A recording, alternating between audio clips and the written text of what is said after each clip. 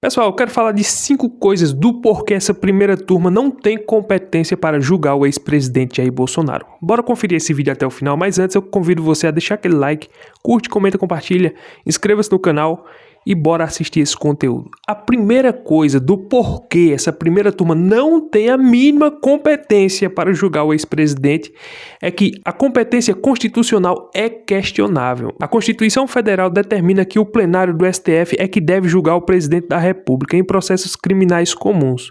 O julgamento por turma ou a primeira turma pode ser visto como um desvio de competência natural, reduzindo a representatividade da corte em um caso de tamanha relevância. A primeira turma ela não tem competência para julgar, não por causa de opiniões, não por causa de que esse ou aquele ministro. Primeira coisa, olhando pela questão constitucional, deveria ser o plenário do STF, toda a turma, os 11 ministros é que deveriam julgar o ex-presidente Jair Bolsonaro. Então nós vemos que a primeira turma, além de não estar dentro da regra do jogo constitucional, imparcial, além de não estar dentro das normas de um julgamento sério, nós vemos que são os piores inimigos de Bolsonaro que vai o julgar. A exemplo disso, nós podemos citar alguns nomes aqui de quem são essas pessoas, como você sabe muito bem. Flávio Dino, ex-ministro do Lula, que já chamou o Bolsonaro de demônio. E nós vemos o Zanin, que foi um advogado pessoal do Lula. Nós vemos a Carmen Lúcia, que muitas declarações dela contra Bolsonaro, dizendo que ele não é uma pessoa democrática. Alexandre de Moraes, que é o pior inimigo de Bolsonaro hoje, que quer ver Bolsonaro condenado a todo custo. E tem o Fux, que nós não sabemos se ele é pedra ou tijolo. Ele é aquele meio termo. O voto dele é aquele voto que ainda deixa uma interrogação. Nós não sabemos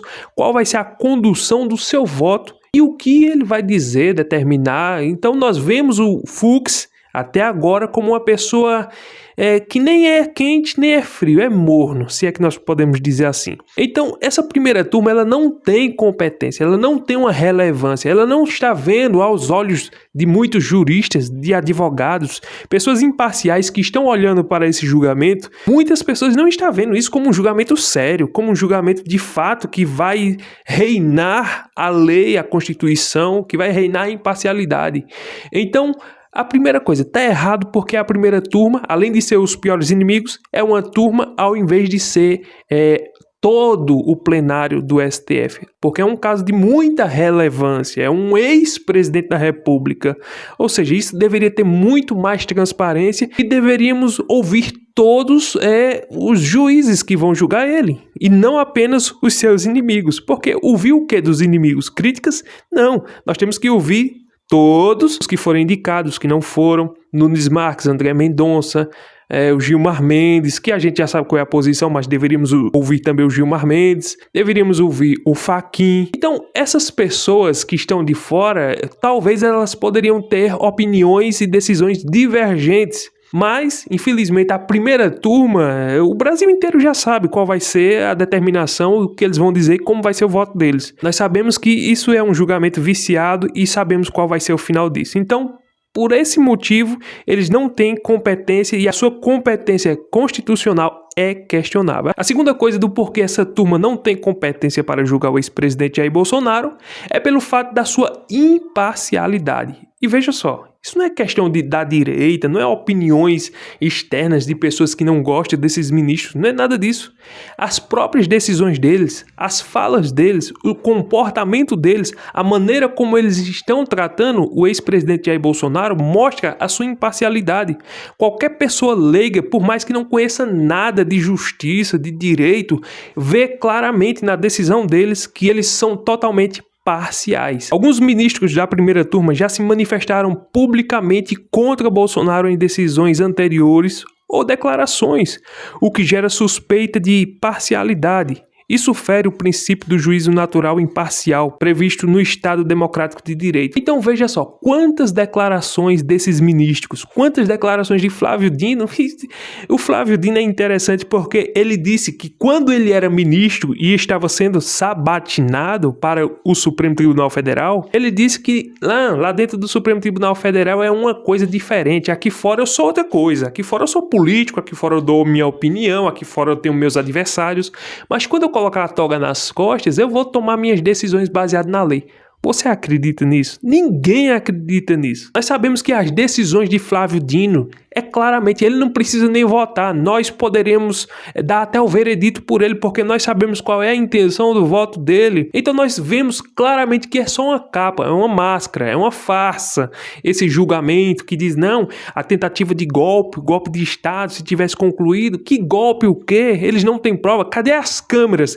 Que esse ministro agora que está na Suprema Corte, que vai julgar Bolsonaro, por que então ele não deixou claro, ele não trouxe a luz, não trouxe as câmeras e colocou tudo à exposição do Alexandre de Moraes, para que ele expusesse para o Brasil? Então nós vemos que diante de mais de 200 câmeras, só foram entregues 2, e essas 2 já falam muito.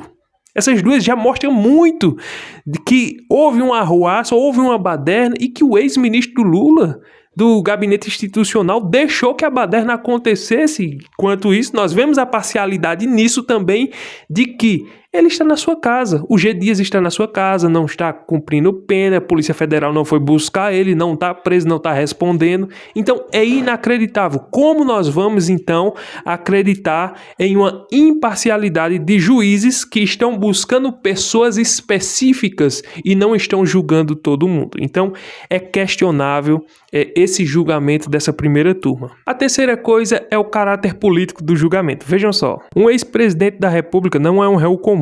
Julgá-lo em uma turma reduzida com apenas 5 ministros e não com os 11 no plenário pode dar margem a críticas de que a decisão está contaminada por interesses políticos e não por critérios estritamente jurídicos. Então veja só que existe um critério mais político do que jurídico. Por quê? Porque as eleições de 2026 estão logo ali e todos eles sabem que Bolsonaro é um forte candidato para ganhar as eleições de 2026.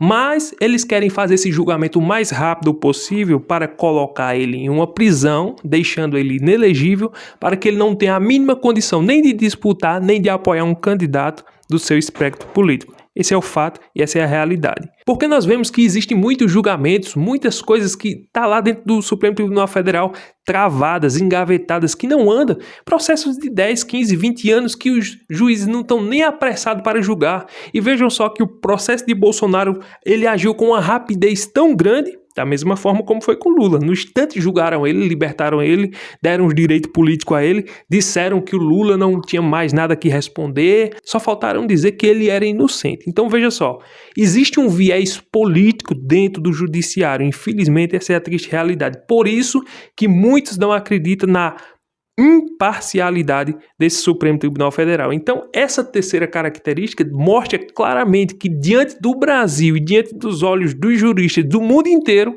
esse julgamento está contaminado e é totalmente parcial. A quarta coisa é a falta de controle democrático. Quando o julgamento é feito apenas por uma turma, há menos publicidade e escrutínio público, em comparação com o plenário do STF, que possui maior visibilidade e acompanhamento da sociedade.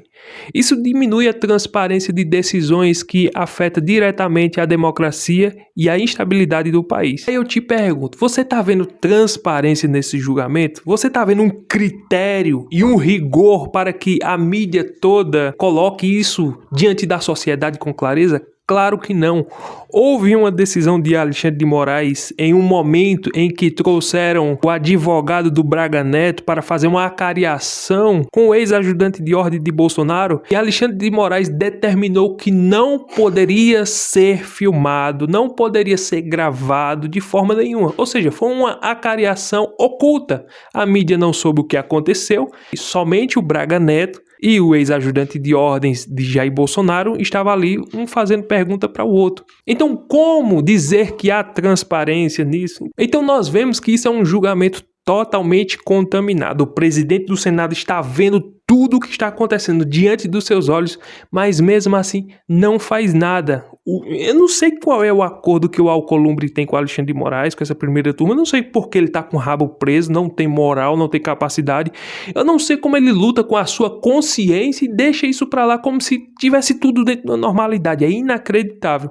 Mas Os brasileiros de bem, os juristas, advogados, pessoas de autoridade aqui no Brasil, autoridade jurídica, já dizem, não, isso não está certo. Até os piores inimigos de Bolsonaro, juridicamente falando, dizem, não, aquele julgamento não está correto. É inacreditável, mas é a realidade. A quinta coisa do porquê essa primeira turma não tem capacidade para julgar o ex-presidente Bolsonaro é porque tem um precedente perigoso para a democracia. Permitir que a primeira turma e não o plenário julgue o ex-presidente pode abrir um precedente para julgamento seletivo ou manipulados no futuro. Isso é um fato. Se fizeram isso agora e estão fazendo isso agora, isso é só um teste. Se eles conseguirem passar nesse teste, aí eles abrem um precedente para que no futuro eles façam a mesma coisa, julgar de forma monocrática. Separa ali, escolhe ali uma primeira turma, bora lá, eu escolho tu e tu, nós 5 vamos julgar essa pessoa agora. E se esses 5 forem os inimigos, como é que fica?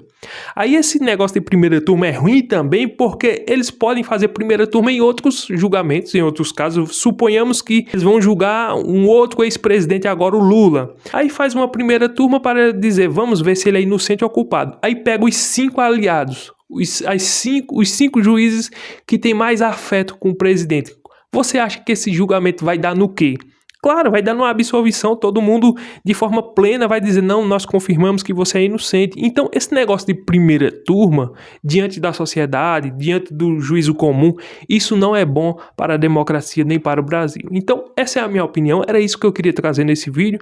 Se você gostou, não esquece de compartilhar com as pessoas. Se você quiser fazer uma renda extra aqui na internet, clica no link no primeiro comentário fixado aqui na descrição.